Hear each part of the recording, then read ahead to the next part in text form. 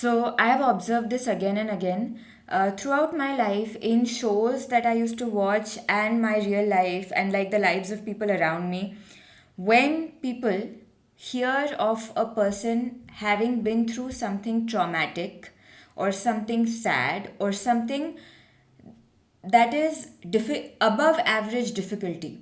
It's like somebody's father left them, or somebody's mother developed cancer, or somebody had to experience a calamity that isn't considered average by the standards of the average.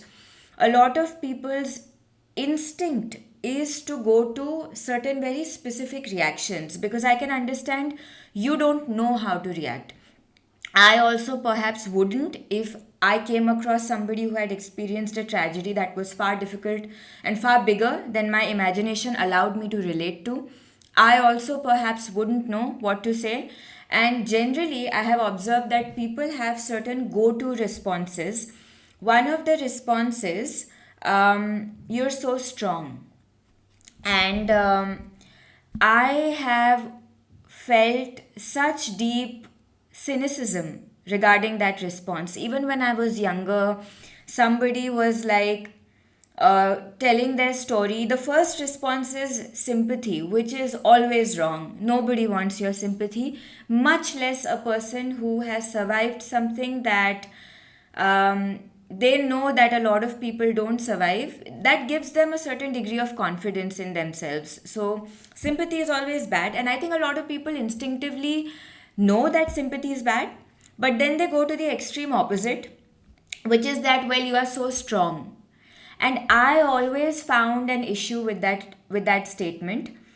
I didn't like that statement. It almost felt like, man, you have been by life and I could never be me. But I know it's not always meant like that, but I don't like the fact that that statement is me as a listener creating a distance from you. And there are multiple layers to it. First layer is that as human beings, we are very uncomfortable with grief. We are uncomfortable with grief to a degree that I had not imagined growing up, because grieving was my pastime. I had depression for a long period of my life. But then you go out and you realize how uncomfortable people are with any form of grief or darkness. And the greater the number of people, the more that discomfort. Then you have to walk on eggshells and you have to take always the lowest common denominator and work with the lowest common denominator. However, even if that's not the case, even if it's one or two people with you talking to you, people are very uncomfortable with sorrow, grief, darkness. When you are in depression, when you lose a child, when your marriage doesn't work out, the institutions that the world largely depends on, when those institutions don't work out with you, yes, on social media you see a lot of support, etc., etc. But in real life, your practical experience is going to be people distancing themselves from you. So people are extremely uncomfortable with grief. And this statement, you are so strong or she is so strong, is also a form of distance that you are creating. You don't want to get psychologically close to that person. You don't want to empathize, and which you are not bound to empathize with anyone unless you want to. So psychologically, you create a distance, saying that, well, wow, you are something that I can admire from a distance, but it could never be me. But the thing is, that person didn't choose to be in that situation, and you don't know if it could never be you. I know you don't like to listen to this, and it's not a good thought to hold, which is probably why our first instinct is to push that thing away. But you don't know, that person is exactly perhaps like you, and perhaps is if you did go through what they went through, you would also come out a little bit like them. So it actually could be you, it could be anyone. It could be anyone. Certain tragedies we don't have control over, and a lot of life is not inside our conscious control, right? So that is the thing that I don't like, is people saying you are very strong. So please remain at a distance. I will admire you from a distance, but don't get close to me. The second layer is that, let me tell you, grief is also a very isolating emotion. One of the reasons people say, oh, when you're depressed, go out. Not being able to go out is one layer, but even if you get ready, you get prepared, and you do go out with people, within the group you are alone. You experience more loneliness within a group than you experience alone in your own room. Certain mental illnesses, certain life situations which involve a lot of introspection, and depression is one of those instances which involves deep introspection. What is happening with me? I didn't used to be like this all my life. What has changed in my mind? A lot of grief is going to come with a lot of introspection. Why did I lose my child? Or why did my marriage not work out? And you make all these lists. This happened, then this happened, or why was I abused? You make all these lists while this other person trusted someone and it worked out really well. Situations like this are going to require a lot of introspection. They are going to force you to go within yourself. And that inherently is extremely isolating. Anything that requires introspection is by its nature isolating. It isolates you. It becomes easier for you to be alone than to go to people, right? When a person is already facing isolation, some of it is self imposed, some of it just can't be helped. You putting them on a pedestal where you no longer now need to relate to them, you no longer now need to empathize with them, which you would if you put them here as the same human being. You no longer have to do these things. You put them on a pedestal and you respect them like they are a god or a goddess.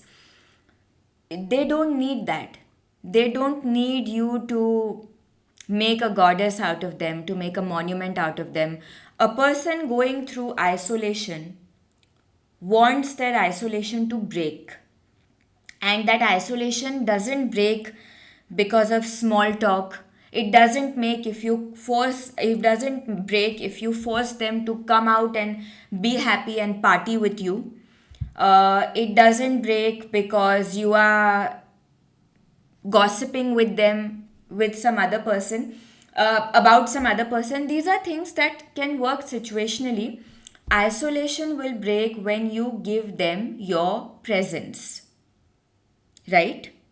When you give a person your presence, if you feel capable of giving them their presence without getting engulfed in their grief, and a lot of the times people don't feel equipped to do that. They are living life of a lot of fragility.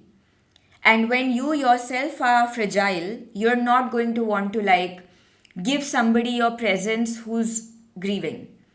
But if you do feel strong enough, you giving a person your presence, you being a good listener, is going to break that isolation. It's not going to break it immediately, but it's going to provide some moments of relief to somebody who has experienced trauma. You judging them, you telling them that they are boring if they don't get on your pitch immediately, or you respecting them and monumentalizing them are really the same things. It's just you are not equipped to give this person anything other than shallowness. And I'm not saying that's wrong. I'm just saying that you are not equipped and you have to be aware of that. And tread that water carefully. And if you are equipped, or if you by any chance have any desire to give your presence to somebody who might be suffering, go do it. Do it carefully. Not every suffering person deserves your presence. Sometimes when people are drowning, they might take you down with them. I understand that this is a legitimate fear, and this is one of the fears that keeps people keeps forcing people to create psychological distance from pain.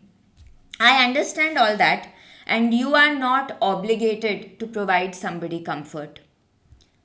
If you do really want to see a person happy, you should be able to offer them presence. And if you don't want to offer them presence, number one, never say that I respect or you are very strong. Those things don't help. Number two, don't force them to get out of their introspection earlier than they are prepared. Number three, always only put your money where your mouth is. If you are not going to put emotional effort into making somebody happy, you have no business going to them and demanding happiness out of them. That is incredibly selfish. So, yeah, I think I'm going to title this video "You Are So Strong" and some other things that you should never say to a person who's grieving. So, yeah, thank you.